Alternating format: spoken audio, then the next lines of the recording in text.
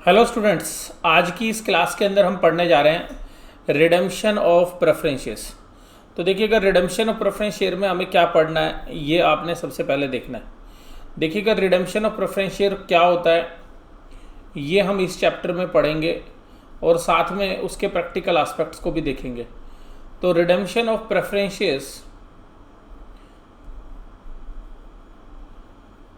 Redemption of preference shares में क्या होगा ये सबसे पहली बात है। तो देखिएगा, सबसे पहली बात है कि प्रेफरेंस शेयर्स क्या होता है। देखिएगा, प्रेफरेंस शेयर्स एक ऐसी शेयर कैपिटल होती है जिस पर एक फिक्स रेट से डिविडेंड दिया जाता है। फिक्स्ड रेट से डिविडेंड देते हैं, यानी कि जो रेट ऑफ डिविडेंड होता है वो फिक्स होता है, फिक्स रेट ऑफ डिविडेंड होता है। दूसरी बात क्या होती है कि ये जो प्रेफरेंस शेयर्स होते हैं इनको जब कंपनी बंद होती है, लिक्विडेट होती है, तब जो है इनको कैपिटल पहले वापस दी जाती है। और दूसरा, इनको डिविडेंड जो भी जब तक कंपनी चल रही होती है इक्विटी से पहले इनको डिविडेंड दिया जाता है। तो ये प्रेफरेंस शेयर्स की दो बेसिक फीचर्स हैं कि कैपिटल रिडेम्पशन के टाइम पे, कैपिटल लिक्विडेशन के टाइम पर और प्रेफरेंस डिविडेंड, ये दोनों चीज़ें शेयर होल्डर को पहले मिलेंगे। किससे? इक्विटी शेयर होल्डर्स के मुकाबले में इनका जो रेट ऑफ डिविडेंड होता है वो फिक्स होता है। और तीसरी बात होती है कि रिडीमेबल होते हैं। इंडिया के अंदर इरिडीमेबल प्रेफरेंस शेयर्स आप इशू नहीं कर सकते। रिडीमेबल का मतलब है कि इनका पैसा आपको वापस देना है। तो वास्तव में ये जो कैपिटल होती है ये शेयर कैपिटल होती है, और शेयर कैपिटल का पैसा जो भी आपके पास है वो आपको वापस देना है एक ना एक दिन। तो यहाँ पे जनरली प्रेफरेंस शेयर्स जो है 20 ईयर्स के लिए जो है इशू होते हैं। तो 20 साल के पीरियड के बीच में इन प्रेफरेंस शेयर्स को जो है रिडीम करना जरूर होता है। तो कंपनी जब भी इन प्रेफरेंस शेयर्स को रिडीम करेगी तो कंपनी को कंपनी लॉ के प्रोविजंस को फॉलो करना पड़ेगा। देखिएगा, ये वास्तव में कंपनी की शेयर कैपिटल है, क्योंकि प्रेफरेंस शेयर कैपिटल भी एक तरीके की शेयर कैपिटल है। तो कंपनी का जो ब्रॉड एस्पेक्ट है वो ये है कि कभी भी प्रेफरेंस शेयर कैपिटल हो चाहे कोई इक्विटी शेयर कैपिटल हो, कभी भी अगर वो कैपिटल वापस की जाएगी तो उतनी ही कैपिटल की रिप्लेसमेंट किसी न किसी तरीके से होनी चाहिए। तो जो भी प्रेफरेंस शेयर्स रिडीम होते हैं, यानी कि जब भी प्रेफरेंस शेयर्स रिडीमेबल होते हैं, तो उन प्रेफरेंस शेयर्स के रिडेम्पशन से पहले या तो नए तरीके के fresh issue of equity share किए जाएंगे, यानी कि fresh issue of equity share से ही रिडीम हो सकता है। Fresh issue of equity share से ही आप प्रेफरेंस शेयर को रिडीम कर सकते हैं, यानी कि प्रेफरेंस होल्डर का पैसा अगर आप वापस देना चाहते हो तो उसके देने से पहले आपको नए शेयर इशू करने पड़ेंगे। या आपके पास दूसरी ऑप्शन है कि आप कंपनी के प्रॉफिट्स को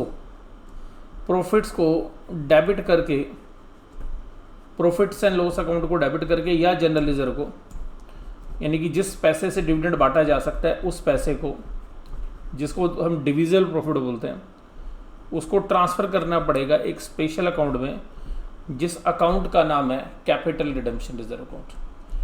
capital redemption reserve account, capital redemption reserve account. तो यहाँ आपके सामने एक बात आ गई है श्योर। वो क्या आ गई है? यानी कि प्रेफरेंस शेयर जब भी रिडीम होंगे तो एक बात तो पक्की है, या तो बदले में नए शेयर इशू करने पड़ेंगे इक्विटी, या क्या होगा, या आपको प्रॉफिट में से उनको रिडीम करना पड़ेगा। तो इसका मतलब है कि प्रॉफिट एंड लॉस में से CRR में पैसा डालना पड़ेगा। तो देखिएगा, जो CRR होता है कैपिटल रिडेम्पशन रिजर्व जिसे हम बोलते हैं, तो ये CRR कैपिटल जैसा ही होता है, इसलिए इसको कैपिटल ही माना जाता है। तो जो CRR है वो भी एक तरीके की कैपिटल होती है। और अगर कभी भी कंपनी इस कैपिटल को यूज़ करना चाहती है, CRR को यूज़ करना चाहती है, तो अपने इक्विटी होल्डर को बोनस शेयर दे सकती है। तो इसका मतलब है जब तक ये CRR में पड़ा है तब तक भी शेयर कैपिटल का ही काम कर रहा है, इसको किसी और काम के लिए यूज़ नहीं कर सकती कंपनी। तो इसका मतलब है कि कंपनी यानी कि प्रेफरेंस शेयर्स को जब भी रिडीम करेगी तो क्या करना पड़ेगा, या तो उसको नए फ्रेश इक्विटी शेयर इशू करने पड़ेंगे जब प्रेफरेंस होल्डर का पैसा देंगे, या प्रॉफिट में से या जनरल रिजर्व में से वो पैसा जो डिविडेंड के रूप में बांटा जा सकता था उसको कैपिटल रिडेम्पशन रिजर्व में डाल देंगे। यानी कि कैपिटल रिडेम्पशन रिजर्व का मतलब है कैपिटल। और अगर कभी कंपनी चाहे तो इसमें से बोनस शेयर इशू कर सकती है। बोनस शेयर का मतलब है वो शेयर जो अपने इक्विटी होल्डर को फ्री में दिए जा सकते हैं। हालांकि कैपिटल रिडेम्पशन रिजर्व दिखाया तो रिजर्व्स एंड सरप्लस में जाता है, लेकिन ये इक्वल टू कैपिटल ही होता है। तो इसका मतलब है कि कंपनी कभी भी अपनी शेयर कैपिटल को कम नहीं कर सकती। इसका मतलब एक सिंपल सा निकलता है, वो ये निकलता है कि कभी भी प्रेफरेंस शेयर कैपिटल रिडीम होगी तो नए फ्रेश इश्यू इक्विटी शेयर्स होंगे इशू, या क्या करना पड़ेगा, या आपको पैसा जो प्रॉफिट के रूप में है वो कैपिटल रिडम्पशन रिजर्व में भेजना पड़ेगा।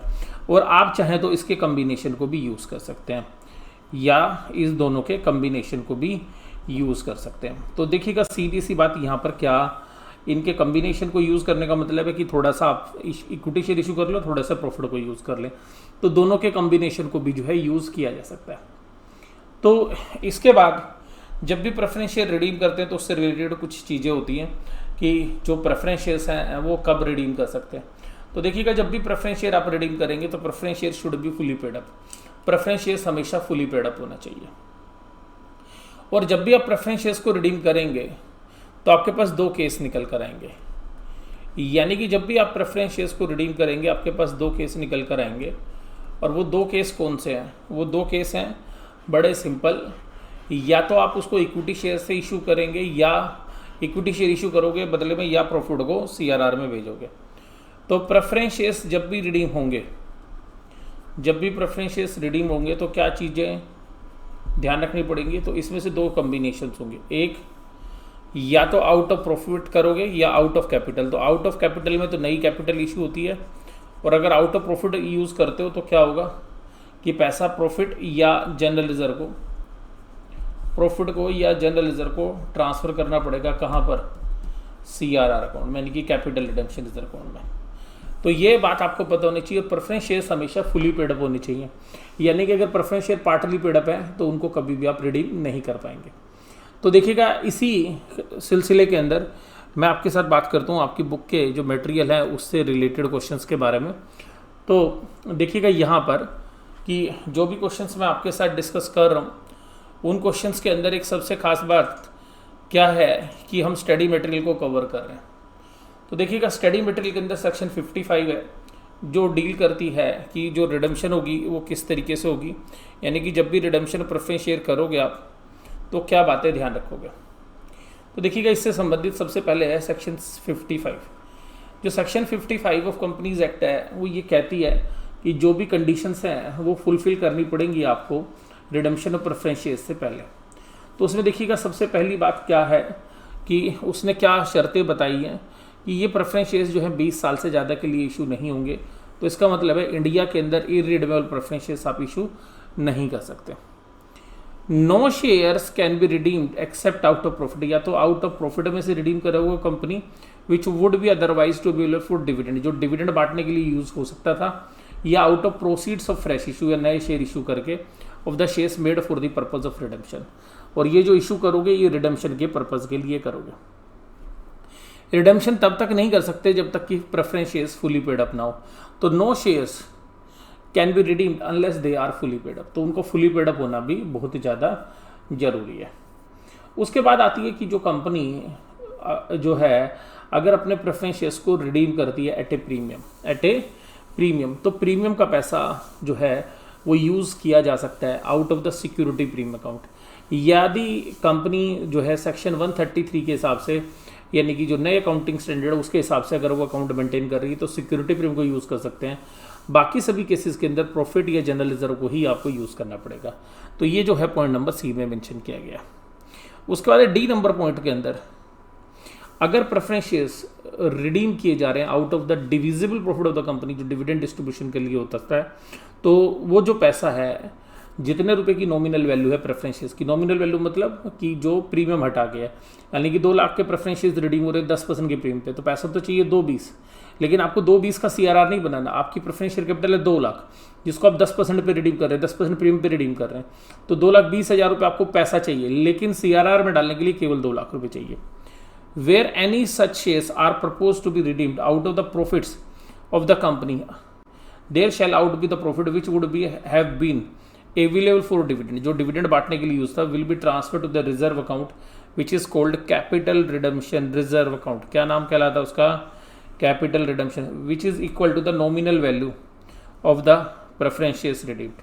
तो ये ध्यान रखना है। और उसके बाद प्रेफरेंस शेयर्स जो रिडीम करोगे उसके लिए जो CRR है वो सेक्शन 70 कहती है कि इस पैसे को केवल और केवल fully paid up bonus shares को इशू करने के लिए यूज़ कर सकते हैं। तो this capital redemption reserve can be used only for the issue fully paid up bonuses. और मैंने बताया जब तक इसको यूज़ भी नहीं करोगे तब भी वो कैपिटल का ही एक्सप्रेशन दे रहा होता है, यानी कि कैपिटल के बराबर ही माना जाता है। अब उसके बाद आती है कि जब प्रेफरेंस शेयर्स को जब आप रिडीम करते हैं और फ्रेश शेयर्स इशू करते हैं तो आपके पास सिक्योरिटी प्रीमियम का पैसा आ सकता है। तो जो सिक्योरिटी प्रीमियम का पैसा है वो सेक्शन 52 बताती है कि कहाँ कहाँ उस पैसे को आप यूज़ कर सकते हैं। तो देखिएगा उस पैसे को यूज़ करने से संबंधित जो चीज़ें हैं वो है कि आप अपनी कंपनी को बोनस शेयर्स के रूप में उस पैसे को दे सकते हैं। इससे यानी कि सिक्योरिटी प्रीमियम अकाउंट जो आपके पास इकट्ठा हो रखा है या जो नए शेयर से आपके पास आया है उसको डेबिट करके fully paid up bonus share दे सकते हैं। आप प्रिलिमिनरी एक्सपेंसेस को राइट ऑफ कर सकते हैं, यानी कि जो कंपनी बनाते समय जो खर्चे हुए थे अगर वो बचे हुए हैं अभी तक बैलेंस शीट से राइट ऑफ नहीं हुए तो आप सिक्योरिटी प्रीमियम अकाउंट डेबिट करके और प्रिलिमिनरी एक्सपेंसेस को क्रेडिट कर सकते हैं। To write down the expenses और commission paid on the discount allowed on the any securities of the debentures of the company. इसके अलावा आप क्या कर सकते हो, to write down the expenses और कमीशन और discount allowed on the security और the debentures of the company. कोई भी डिवेंचर्स या कोई शेयर्स जो, क्योंकि कंपनीज एक्ट 2013 से पहले शेयर्स भी जो है डिस्काउंट पे इशू हो सकते थे और अभी भी ईसोप के अंदर यानी कि जो एम्प्लॉय स्टॉक ऑप्शन स्कीम है उसमें डिस्काउंट पे इशू हो सकते हैं। अगर ऐसा कोई शेयर्स डिवेंचर्स का कोई भी पैसा जो पड़ा हुआ है आज एक्सपेंसेस के रूप में तो उस एक्सपेंसेस को आप राइट ऑफ कर सकते हैं सिक्योरिटी प्रीमियम से। इसके अलावा कोई भी प्रीमियम आप पे करते हैं रिडम्पशन ऑफ प्रेफरेंस शेयर्स पर या डिवेंचर्स पर तो भी इसको यूज़ कर सकते हैं। लेकिन देखिए सेक्शन जो है इस सेक्शन 52 के अंदर बी और डी पार्ट में ये कहते हैं कि अगर कंपनी नए अकाउंटिंग स्टैंडर्ड फॉलो करती है यानी कि इंड एस फॉलो करती है तो ही सेक्शन 133 के हिसाब से वो इन दो को जो है राइट ऑफ कर सकती है सिक्योरिटी प्रीमियम से, अदरवाइज उसको P&L यूज़ करना पड़ेगा। और इसके अलावा कंपनी जो है बाय बैक करने के लिए यानी for purchase of own shares और अदर सिक्योरिटीज़ जिसको बोलते हैं बाय बैक करने के लिए, तो बाय बैक करने के लिए जो है कंपनी जो है इस पैसे को यूज़ कर सकती है। तो ये सिक्योरिटी प्रीमियम अकाउंट के यूजेस आपके सामने आ गए। उसके बाद अब आगे बात करते हैं कि जब इस चैप्टर को हम करेंगे तो कौन कौन सी एंट्रीज हमारे सामने आएंगी। तो देखिएगा जब आप रिडेम्पशन करोगे तो रिडेम्पशन करने से पहले आपको नए शेयर इशू करने पड़ेंगे। तो नए शेयर को इशू करने की जनरल एंट्री क्या होती है बताइए आप लोग सब लोग जानते हैं, स्कूल टाइम से आप ये पढ़ते आ रहे हैं। तो नए शेयर को इशू करने की जनरल एंट्री क्या होगी?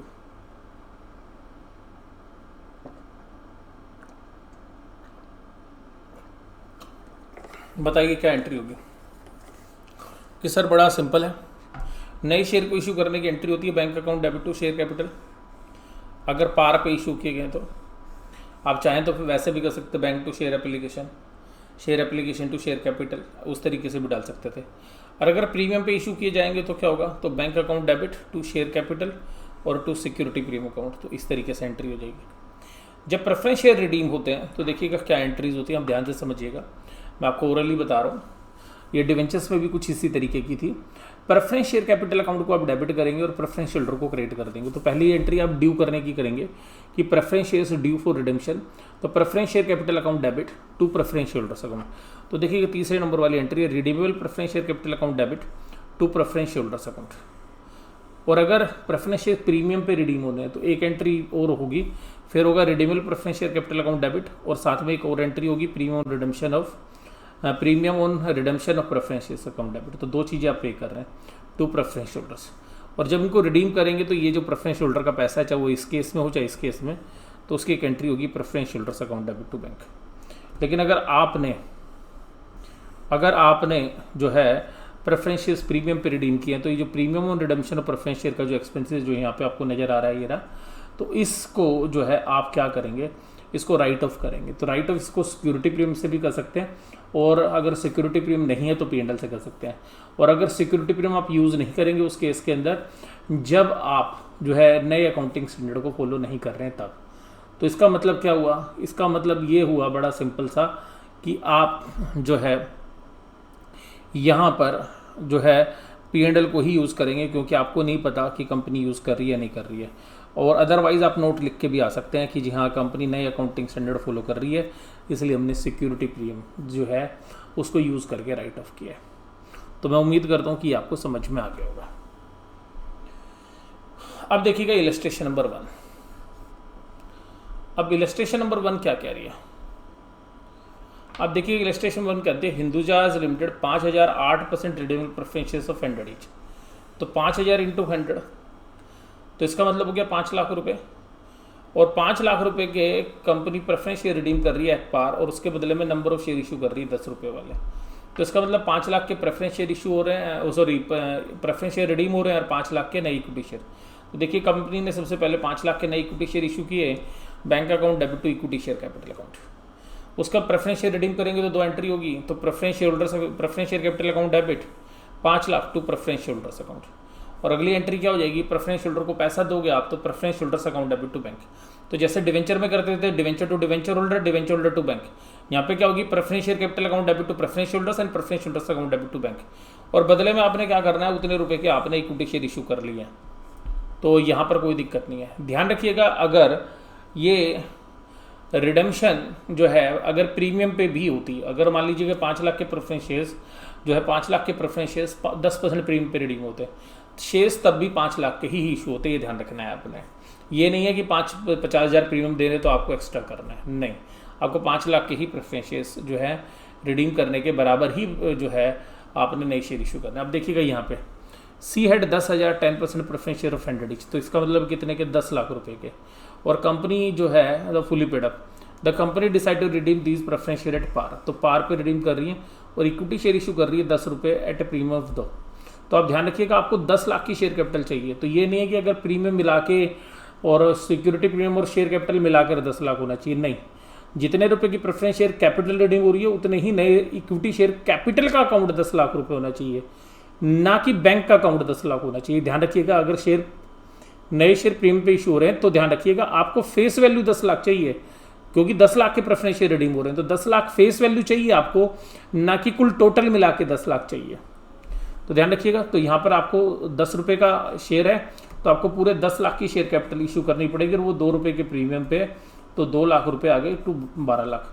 निकाल लेंगे कैसे, निकाल ऐसे सकते हैं कि देखिएगा अगर आपके पास 10 लाख है, आपके पास 10 लाख है जो रिडेम्पशन करनी है आपने, तो उसको 10 से ही डिवाइड करेंगे जो नंबर आ गए, तो आपके पास नंबर आ गए 1 लाख, तो 1 लाख शेयर्स आपने इशू करने, तो 1 लाख शेयर्स इशू करेंगे, 1 लाख इंटू 10 और उस पर 2 रुपये प्रीमियम है, तो 1 लाख इंटू 2। उसके बाद इसको ड्यू कर देंगे preference share capital account debit to preference holder, preference holder to bank, right. और देखिएगा अगर यहाँ पे प्रीमियम रिडेम्पशन होता तो इस सिक्योरिटी प्रीमियम से यूज़ कर सकते थे, अगर नए अकाउंटिंग स्टैंडर्ड फॉलो कर रहे हैं, नहीं है तो फिर प्रॉफिट एंड लॉस यूज़ करना पड़ेगा। अब देखिएगा illustration number 4, the board of directors of a company decided to minimum number of equity shares at 9 each. अब ध्यान रखिएगा फेस वैल्यू 9 रुपये है, and redeem 5 lakh preference shares, 5 lakh रुपए के preference shares, the maximum amount of divisible profit, 3 lakh का तो profit हमारे पास उपलब्ध है, यानी कि जिसको हम CRR में बेच सकते हैं। तो कितना प्रॉफिट हमारे पास उपलब्ध है, 3 लाख का, तो भी कितने रुपए के शेयर इशू करने पड़ेंगे, 2 लाख के। और कंपनी कह रही है also determine the number of shares, the company decided to issue shares in multiple of ₹50 only. और जो है ये कह रहे हैं कि कितने शेयर्स आपको इशू करने पड़ेंगे, तो ये आपने देखना है। और शेयर्स जो हैं रिडीम करने हैं आपने, the number of equity shares of ₹9 each, 9, तो 9 रुपये का जो प्रेफरेंस इक्विटी शेयर आप इशू करेंगे। तो देखिएगा आप ध्यान रखिएगा, तो आप 5 लाख में से 3 लाख तो आपके पास रिजर्व है, तो आपको 2 लाख के शेयर इशू करने हैं, तो 2 लाख को डिवाइड करो तो कितने रुपए का एक शेयर है, 9 से, तो 2 को 9 से डिवाइड किया तो ये आ गया 22,222, 22,222.22। तो देखिएगा 22 तो इशू होंगे नहीं, तो अगर 22 इशू करोगे, अगर छोड़ दोगे फ्रैक्शन तो फिर वो कंप्लीट नहीं होगी शर्त, तो इसलिए एक नंबर हमेशा बढ़ाना पड़ेगा, चाहे फ्रैक्शन 0.1 ही क्यों ना हो। तो ये कितने नंबर हो जाएंगे, 22,223। अब यहाँ पर भी ये कह रहा है कि जो भी शेयर आप इशू करोगे वो 50 के फ्रैक्शन में करोगे, यानी कि जो भी अमाउंट है वो 50 के मल्टीपल में ही होना चाहिए, यानी कि जो भी शेयर इशू करोगे। तो फिर आप 22,223 शेयर तो इशू नहीं कर सकते, तो आपको आगे बढ़ाना पड़ेगा, क्योंकि पीछे नहीं ले जा सकते क्योंकि नंबर है। तो 22,223 को अगर आप आगे बढ़ाओगे 50 के मल्टीपल में, तो 22,250 नंबर ऑफ शेयर्स आप इशू कर दीजिए कम से कम। तो 22,250 शेयर इशू करेगी कंपनी। हालांकि काम चल सकता था 22,223 में, लेकिन जब कभी कंपनी ऐसे शेयर इशू करेगी तो थोड़ा सा अजीब सा लगता है, तो इसलिए कंपनी ने लिखा है कि 50 के जो मल्टीपल्स होंगे वो उसी में वो इशू करेगी। तो वो नंबर 100 और 50 तक बढ़ा लो आप, जहाँ पे 50 आ रहा हो। उसके बाद देखिएगा इलस्ट्रेशन नंबर 5। अब ध्यान से समझिएगा, यहाँ पे ये शेयर कैपिटल है 2,90,000, सॉरी यहाँ पे ये शेयर कैपिटल है, ये शेयर कैपिटल है 2 लाख रुपए की, और 2 लाख रुपए की जो शेयर कैपिटल है उस 2,90,000 की शेयर कैपिटल है, उसके अंदर 48,000 का रिजर्व सरप्लस है, बाकी ट्रेड पेबल्स है, टेंजिबल असेट्स है, नॉन करंट असेट्स है, cash and cash equivalent. The share capital of the company consist of ₹50 each, उसमें इक्विटी शेयर्स हैं 2,25,000 के of and 100 each, preference shares तो 65,000। तो इसका मतलब है कि ये जो कैपिटल आपको दी हुई है, ये जो आपको कैपिटल दी हुई है ये किस तरीके की है, यानी कि इक्विटी शेयर कैपिटल है 2,25,000 और बाकी क्या है प्रेफरेंस शेयर कैपिटल। तो प्रेफरेंस शेयर कैपिटल कितने की है 65,000 रुपये की, 65,000 की। तो हमें 65,000 के प्रेफरेंस शेयर रिडीम करना है। अब ये क्या कह रहा है सवाल आ गया, the reserves and surplus comprises profit and loss account only, इसमें खाली प्रॉफिट पड़ा हुआ, तो चिंता ना करें आप, ये पैसा यूज हो सकता है। In order to facilitate the redemption of preference share at a premium of 10%, the company decided to sell all the investment at 15,000। Investment बेच देंगे 15,000 में। तो जैसे ही बेटा इन्वेस्टमेंट बेचेंगे 15,000 में, तो जो कैश का बैलेंस है वो 31,000, जो कैश का बैलेंस है वो 31,000 में 15,000 और ऐड हो जाएंगे, यानी कि 15,000 plus 31,000। To finance the part of the redemption company subjected to leaving a bank balance of 12,000, और कह रहे हैं कि 12,000 रुपये उनको बचा के रखने लास्ट में। तो इसका मतलब है कि अगर यहाँ पर ये देखा जाए तो उनके पास कितना कैश उपलब्ध है, तो उनके पास कैश केवल उपलब्ध होगा 15,000 इन्वेस्टमेंट बेच के आया, प्लस 31,000 उनके पास पहले से पड़ा हुआ है, और 12,000 उनको बचा के रखना है। तो 34,000 रुपये का कैश है उनके पास, और उनको रिडीम करने के लिए कैश कितना चाहिए, रिडीम करने के लिए कैश कितना चाहिए रिडेम्पशन ऑफ प्रेफरेंस शेयर्स के लिए। देखिएगा रिडेम्पशन ऑफ प्रेफरेंस शेयर के लिए 65,000 तो प्रेफरेंस शेयर कैपिटल है, और 10% प्रीमियम है 6,500, तो 71,500 रुपये चाहिए रिडेम्पशन करने के लिए, और उनके पास है 34,000। तो कहता है to issue the minimum equity share of 60 each per share to raise the balance of fund required. तो कहता है बाकी जो पैसा है वो 60 रुपये के शेयर इशू करके आप काम चला लेंगे। तो 34,000 माइनस कर देंगे तो 37,500। तो अब बताओ नंबर ऑफ शेयर कितने इशू करने पड़ेंगे अगर 60 रुपये का एक शेयर है। तो नंबर ऑफ शेयर्स तो 37,500 डिवाइडेड बाय 60, तो इसको 60 से डिवाइड कर दीजिए, ये नंबर आ रहे हैं 625। तो 625 हम इक्विटी शेयर इशू करेंगे। ध्यान रखिएगा 625 इक्विटी शेयर इशू होंगे 60 रुपये की फेस वैल्यू वाले। डन। देखिएगा ये कह रहा था रिडेम्पशन के लिए 71,500 चाहिए, इनके पास 15,000 का कैश इन्वेस्टमेंट बेचने से आएगा, 31,000 इनके पास ऑलरेडी पड़े हुए हैं कैश, और 12,000 इनको बचा के रखना है, तो इनके पास 34,000 रुपये बचेंगे, जबकि इनको रिडेम्पशन करने के लिए 31,500 चाहिए। अभी शर्त की बात नहीं हो रही, केवल कैश की बात हो रही है। 37,500 चाहिए, और 37,500 अगर 60 रुपये का एक शेयर देंगे तो जो है 625 शेयर इशू करके पैसा आ जाएगा। अब ध्यान रखिएगा अगर 37,500 के शेयर इशू कर दिए और आपको 65,000 चाहिए थे, 65,000, तो CRR कितना बनाना पड़ेगा, क्योंकि रिडेम्पशन ऑफ प्रेफरेंस शेयर में शेयर कैपिटल है 65,000 और हमें कैश की ज़रूरत थी इसलिए हमने शेयर इशू कर दिए। लेकिन जैसे ही हमने शेयर इशू किया तो हमारी एक ज़रूरत और भी पूरी हो गई, ये रिडेम्पशन ऑफ प्रेफरेंस शेयर्स के लिए सेक्शन 55 की शर्त थी वो पूरी हो गई। हालांकि हमने तो कैश की ज़रूरत के लिए निकाले थे, लेकिन हमारे एक शर्त और पूरी हो गई साथ में 37,500, तो हमारे पास जो बचा 27,500। तो 27,500 आपको प्रॉफिट एंड लॉस अकाउंट से डेबिट करके CRR में डालना पड़ेगा, क्योंकि इस बार सारे शेयर इशू नहीं हो रहे हैं। तो करें स्टार्ट। तो देखिएगा इसमें क्या होगा। अब देखिएगा यहाँ पे सबसे पहले हमने bank account debit to share application to share capital account, ये नंबर हमने निकाल लिए थे। तो ये याद करो 37,500 के शेयर थे, 625 शेयर्स, तो ये 625 शेयर्स हैं, 625 शेयर्स हैं 60 रुपये के हिसाब से। तो ये अमाउंट आ गया आपका 37,500, हमने शेयर इशू कर दिए। फिर देखिए कि प्रेफरेंस शेयर कैपिटल डेबिट करनी है 65,000, redemption of preference share 6,500 to preference holders. और ये जो पैसा है प्रेफरेंस शेयर के जो प्रीमियम है ये आपको P&L से लेना पड़ेगा, क्योंकि हमें नहीं पता कि कंपनी ने शर्त पूरी की है या नहीं की है। अगर कंपनी ने अकाउंटिंग स्टैंडर्ड नए इंडेक्स के हिसाब से बनाए तो आप यहाँ पे P&L की जगह सिक्योरिटी प्रीमियम भी यूज़ कर सकते थे। ये हो गया। अगली एंट्री में क्या होगा कि आपने अपनी इन्वेस्टमेंट बेच दी 15,000 में, जो 18,500 की थी, 3,500 का लॉस हो गया, तो P&L अकाउंट में 3,500 रुपये कम हो गए। फिर P&L से आपने CRR बनाना है 33,750, जो मैंने आपको बताया भी था यहाँ पे कैलकुलेशन में। देखिएगा जो आपको बनाना है वो यहाँ पे जो अमाउंट आ गया था वो 625, यानी कि कुल कितने रुपए के शेयर हो गए थे 37,500 के। और रिडेम्पशन ऑफ प्रेफरेंस शेयर है 65,000 की, तो 65,000 में से 37,500 निकाल दीजिए, तो ये जो अमाउंट है ये 33,750 नहीं आ रहा। Face value of equity shares, एक मिनट, यस, ये शेयर जो हो रहे इशू हो रहे हैं वो 60 रुपये में इशू हो रहा है। पैसे के हिसाब से तो कैलकुलेशन ठीक हो गई, लेकिन शेयर्स की फेस वैल्यू 50 रुपये, तो 10 रुपये प्रीमियम वाले हैं। 10 रुपये किस वाले हैं? प्रीमियम वाले हैं। तो यहाँ ध्यान रखिएगा, हमें 625 के जब हम CRR निकालेंगे तो हमारे लिए 625 × 50 ही काम करेगा।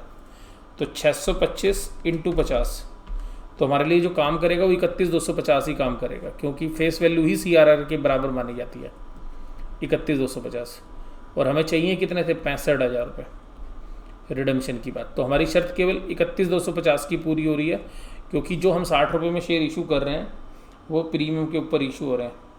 तो ध्यान रखिएगा। तो ये जो यहाँ पर ये जो एंट्री है ये इंस्टीट्यूट ने ठीक नहीं कर रखी, इसको ठीक करिएगा, इसको मैं ठीक करता हूँ।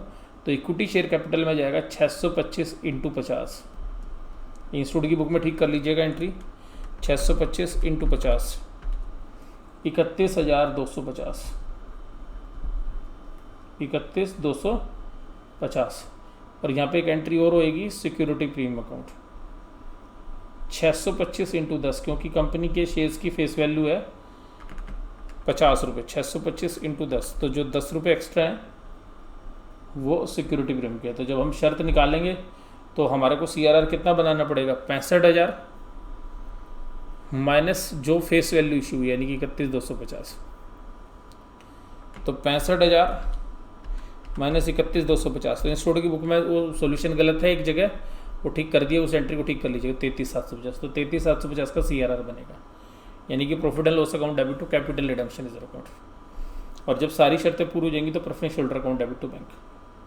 अब देखिएगा शेयर कैपिटल कितनी थी।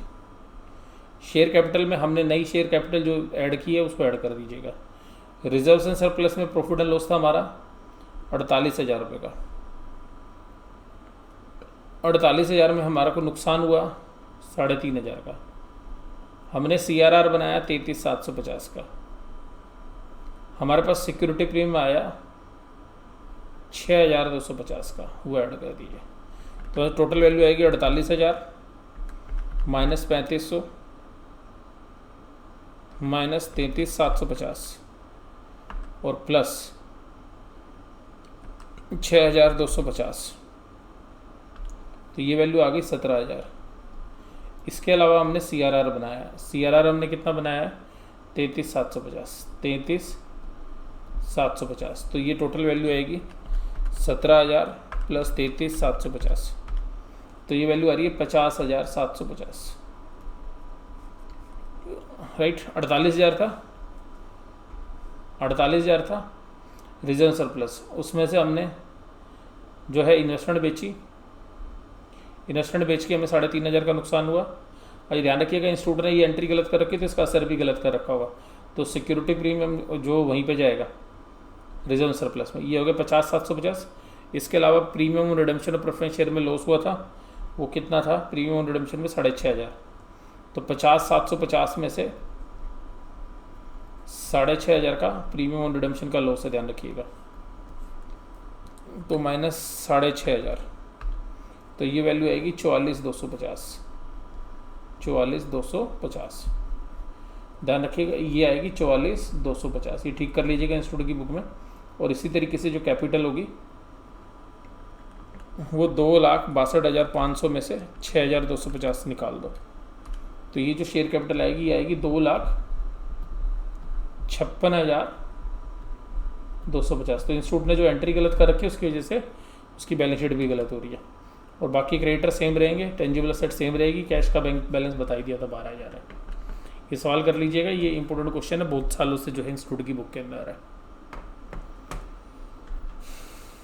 ठीक है जी। देखिएगा नोट्स टू अकाउंट में ये कैपिटल रिडेम्पशन रिजर्व तो ठीक है, प्रॉफिट एंड लॉस में से ये 6,500 रुपये, ठीक है, 3,500 और 33,750। तो यहाँ सिक्योरिटी प्रीमियम वाली एंट्री नहीं लिख रखी है,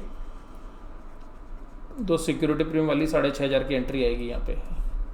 और इसी तरीके से शेयर कैपिटल में जो है ये जो 37,500 है, इसमें से शेयर कैपिटल केवल और केवल 625 शेयर इंटू 50 की आएगी, ना कि 60 की, तो जिसकी वजह से कैपिटल गलत हो रखी है।